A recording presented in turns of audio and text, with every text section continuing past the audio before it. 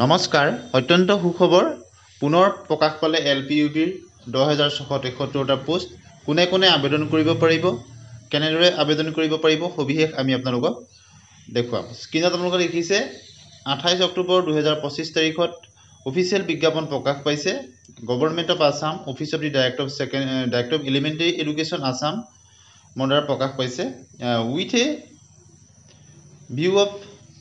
support strengthening and improving the quality of the elementary education in the state of Assam and in pursuance of GOVT approval Bhait number dated 28/10/2025 amendment rule 2025 online application are hereby invited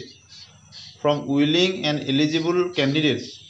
who are working at contractual and state pool teachers under Samagra Shiksha Assam SSA through the official website অৰ্থাৎ যিসকল contractual teacher তেওঁলোকৰ কাৰণে প্ৰকাশ পাইছে যিসকল state পুল আৰু SSA under 3 বছৰ বা তাতকৈ অধিক কাল তেওঁলোকে 30 ছেপ্টেম্বৰলৈকে কৰিছে তেওঁলোকৰ কাৰণে এইটো বিশেষ বিজ্ঞাপন কেণ্ডিডেট কণ্ডিশ্যন অফ ৰিক্ৰুটমেণ্টটো আপোনালোকে দেখিছে the candidate as on 30 September 2025 must be working as contractual and state pool teacher under SSA অৰ্থাৎ কন্ট্ৰেকচুৱেল বা এছএছএ আণ্ডাৰ তেওঁলোকে বা ষ্টেট পুলৰ আণ্ডাৰ 30 ছেপ্টেম্বৰলৈকে মিনিমাম 3 বছৰ কন্ট্ৰেকচুৱেল হিচাপে কৰ্মৰত হ'ব লাগিব candidate must complete minimum 3 years of continuous service 3 বছৰ কণ্টিনিউৱাছ ছাৰ্ভিচ হ'ব লাগিব 30 অক্টোবৰলৈকে